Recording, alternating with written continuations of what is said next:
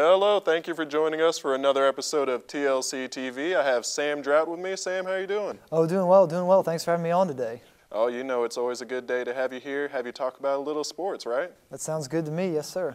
All right, so first thing we're going to talk about is the Boston College game. So can you go a little bit about how that game went, how things went for Louisville? Well, in essence, it was a rock fight. It was a very, very poorly played game on the offensive side of the ball. Boston College came in as one of the worst offenses in the country, but they did have the best defense in the country, #1 ranked, and Louisville had a tough game against them.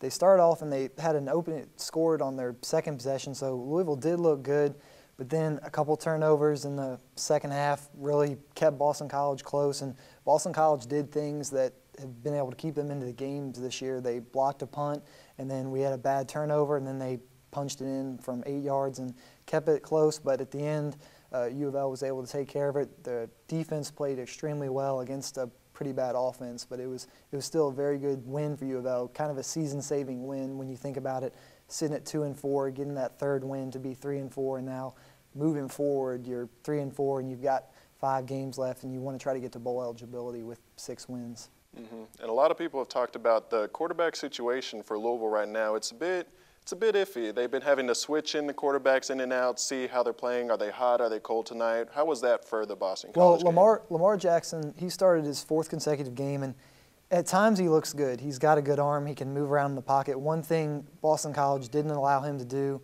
was throw the ball around and kind of run around.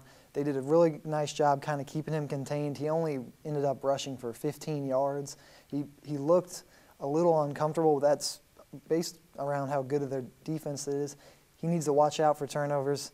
He's thrown 7 interceptions so far this year, but Petrino said after the game there was never one moment in his mind that he thought, I need to replace Jackson. He kept him in the whole time, and I think that's what he's going to do for a majority of the year because Jackson's a freshman. He's got the most potential.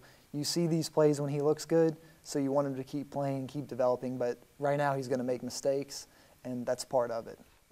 But we're seeing those little inklings of reliability there. It is, and he will continue to grow and continue to get better. It was funny, if you think about the 2011 team that had Teddy Bridgewater as a freshman starting at quarterback, that team started 2-4. This team this year with a freshman quarterback is 2-4. They get the first win in the second half of the season, so now they're 3-4. U of L in 2011 got their big win against Rutgers at the time. They won 16-14. This game was 17-14. So you see some connections between those two, but Teddy Bridgewater and Lamar Jackson, they play 2 completely different styles at quarterback, so comparing them, probably not the best idea. But it still has some good things to turn out. And I mean, for what it looks like, Louisville, we're getting up to a good pace. We're getting things good. How do you think it's going to roll over into the Wake Forest game coming up, though? Well, Wake Forest is a team that they played Boston College close. They actually beat Boston College 3-0. They played Florida State close. They lost 24-16. So Wake Forest is a team, they're sitting at 3-5 right now, 1-4 in the ACC. So they can do some good things. They haven't been able to put it together this year. Offensively, they have struggled at times. They've got a good quarterback that can kind of move around the pocket, and he can run similar to Jackson. So it'll be an interesting game to kind of see what U of L is going to do if the defense can bounce back and play another good game. And I think being a road game Friday night, you want the team to be up for that game. So it'll be interesting to see what kind of comes together after you get a good win, see if you can put another win together to be 4-4 and kind of work towards that bowl eligibility. Kind of determines how we'll be playing for the rest of the year, really. Oh, certainly. No, it's a big game.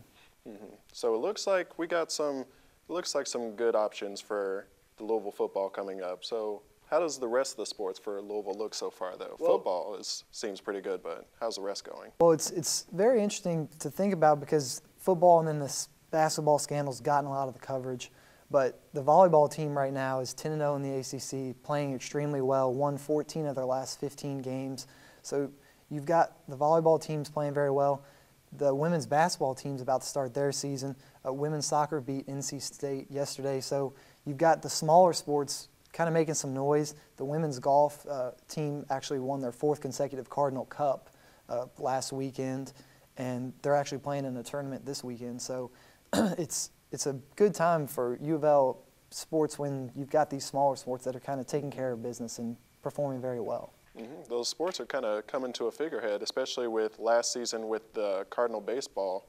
I know that was a really big season that they had, and they was almost to a state championship, I believe it was. Yeah, no, they almost played in the College World Series for the third straight year. It came up a little short, and it was still fun to watch them go on their roll. They had the most wins that they've ever had in a season, and they played very well in the ACC, but they weren't able to get the Super Regional win in that Game 3 against Cal State Fullerton, but it was still a very good year for them. So baseball, volleyball, everything's been going good so far, but basketball, it's in the spotlight for a real reason. What's the update on the scandal so far? I know we've had a couple of things going on. Yeah, no, it hit the national notoriety last week when Katina Powell went on The View, and then Outside the Lines did a big report on ESPN, so she was all over the place in New York City. So she got a ton of publicity right there, and it was the past few weeks have been just punch after punch at U of L, and it's been really interesting to see because U of L hasn't had the opportunity to kind of fight back. They've stayed quiet.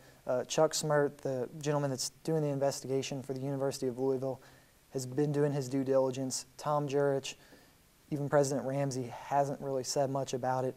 Rick Pitino has kind of adamantly said he wants Andre McGee to come out and speak about it, to say what the truth is, but McGee and his lawyer Scott Cox, that's not going to happen. So the scandal, it continues to thicken. On Friday, a U of L student actually is suing Katina Powell for defamation of her school because she's saying that it's going to harm her education or the value of her education with all the scandal coverage. So it's continuing to develop, and I think the truth will come out rather sooner than later, but what the truth is right now, we can't really be sure. And it's been made harder just by McGee's resignation here recently. Yeah, McGee did resign, and I think University of Missouri, Kansas City, they needed him to step out, and because he's not coming back to coach college basketball, regardless of how this thing turns out. And I don't know what his path's going to be, but right now he's just got to be focused on this case because he's in a lot of trouble right now. Crazy developments. But well, thank you, Sam Draut, for coming in again. It was really great having you here. Thank you. Hope we can join you again for another episode of TLC TV. Thanks for joining us.